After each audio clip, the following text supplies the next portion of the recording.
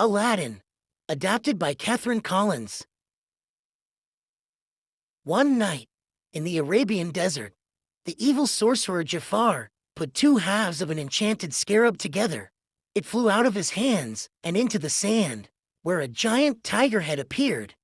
After all my years of searching, the Cave of Wonders, Jafar cried in awe. He was so close to finding the magic lamp. Suddenly, the tiger head began to speak. It told Jafar that only a person of great worth could enter the cave and retrieve the lamp. I must find this one, Jafar said. This diamond in the rough. The next morning, in the marketplace of Agrabah, a boy named Aladdin and his pet monkey Abu were fleeing from palace guards. They had stolen a loaf of bread. "Stop, street rat," called the guards, as Aladdin glided over rooftops and through alleyways to escape them. "Gotta eat to live, gotta steal to eat," Aladdin called back as he made his way out of sight. The guards eventually lost Aladdin and Abu. The two friends couldn't wait to eat. But when Aladdin saw two hungry children, he gave the bread to them and returned to his rooftop home with an empty belly. Aladdin sighed as he gazed at the beautiful Agrabah palace. "Someday, Abu, things are gonna change. We'll be rich, live in a palace, and never have any problems at all."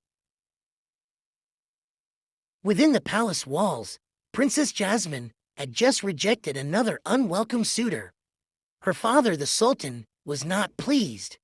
"Dearest," he began, "the law says you must marry a prince by my next birthday." Jasmine finished for him. "I hate being forced into this. If I do marry, I want it to be for love." With her birthday only 3 days away, Jasmine decided to flee the palace, disguised as a peasant girl, to live life as she pleased. Jafar, the Sultan's trusted advisor, said he could change Jasmine's mind about getting married. But, Jafar said, eyeing the Sultan's ring, it would require the use of the mystic blue diamond. Jafar hypnotized the Sultan with his snake-like staff and stole the ring. He took the diamond to a secret chamber to activate the sands of time. "Reveal to me the one who can enter the cave," he commanded. The sands showed Aladdin. Jafar ordered his guards to bring Aladdin to the palace at once. Meanwhile, Jasmine was enjoying her newfound freedom in the marketplace. When she saw a hungry little boy, she plucked a piece of fruit from a nearby fruit stand and gave it to him. Used to life in the palace, she didn't know she needed to pay for it. "No one steals from my cart, thief!" shouted the vendor, taking out his sword. Luckily, Aladdin intervened before anyone got hurt. Taking Jasmine's hand, Aladdin led her through the marketplace and away from the angry vendor. Back at Aladdin's rooftop home, they talked about how they both felt trapped in their worlds. They looked into each other's eyes, and Aladdin leaned in to kiss her. "Here you are, street rat!" shouted a guard. "Unhand him, by order of the princess," Jasmine yelled, pulling off her hood. "The princess," gasped Aladdin, surprised by who she was. "I would, princess, except my orders come from Jafar," the guard responded as he hauled Aladdin away. Fortunately, Abu snuck into the dungeon and freed Aladdin from his chains. Then, the little monkey batted his eyelashes at Aladdin, clearly imitating the princess.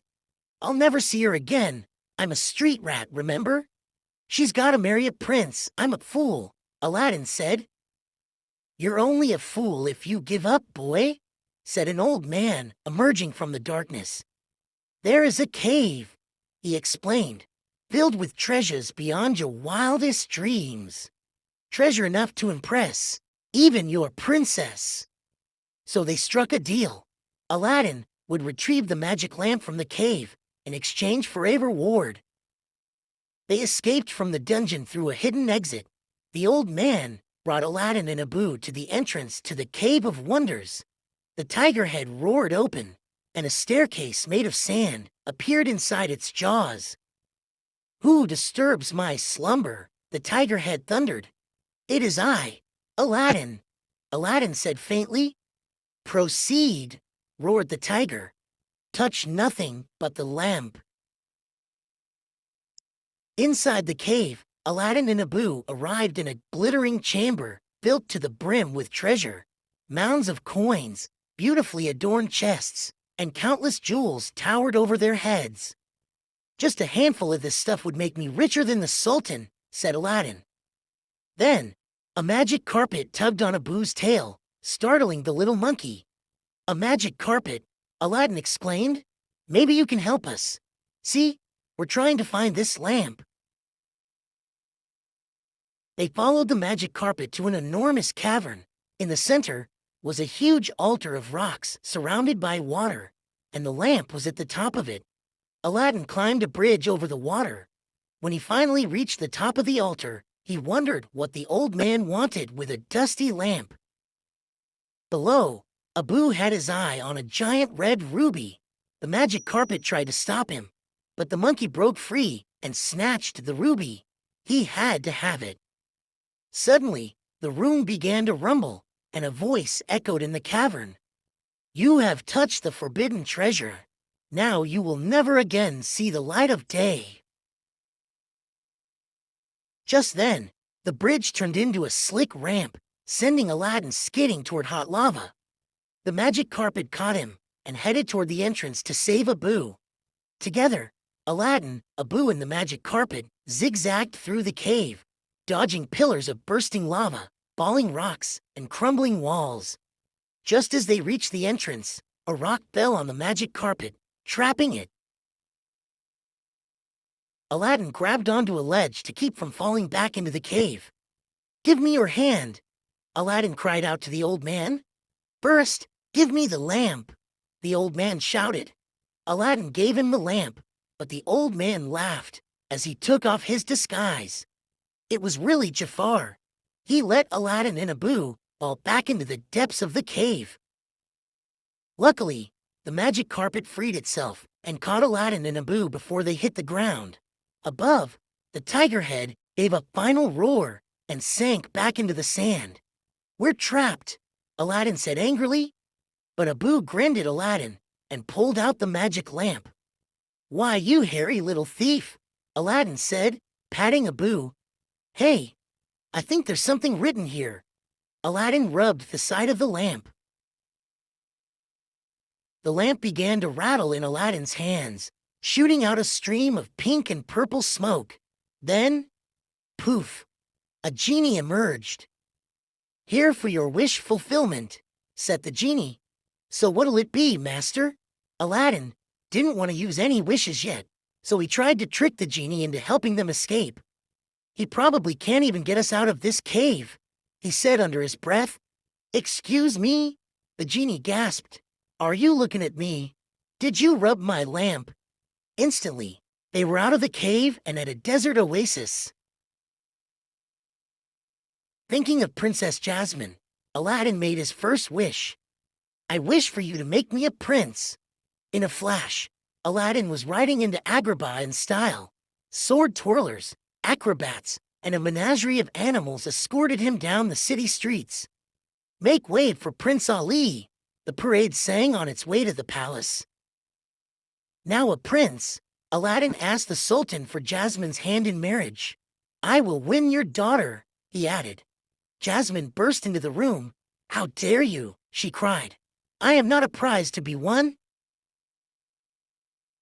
That evening, Aladdin flew to Jasmine's balcony on the magic carpet. He told her that she was not just a prize.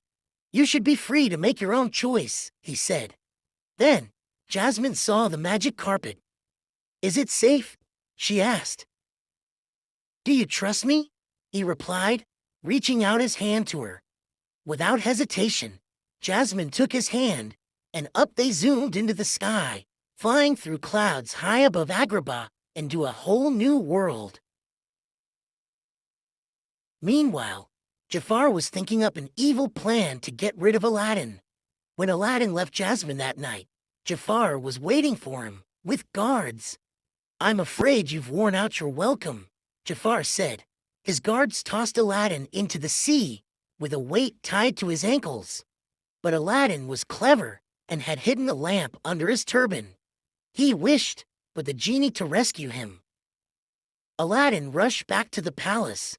He needed to show Jasmine and the Sultan who Jafar really was. But when he arrived at the palace to expose the evil sorcerer, Jafar's parrot, Iago, stole the lamp and gave it to Jafar. Jafar rubbed the lamp, summoning the genie. "I wish to rule as Sultan," Jafar cried, making his first wish as the genie's new master. Jafar then made his second wish, to become the most powerful sorcerer in the world. He quickly went to work, trapping Jasmine inside a giant hourglass, changing the Sultan into a puppet, and turning Abu into a toy. Aladdin, seeing the lamp, rushed toward it.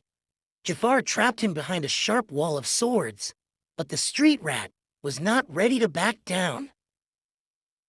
Aladdin had an idea. "Face it, Jafar, you're still just second best," he said, hinting at the genie's great power. Jafar made his final wish.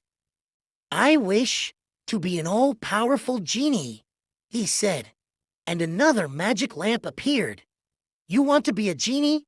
You got it," Aladdin said, holding up Jafar's lamp. Jafar was sucked into the lamp, imprisoned forever.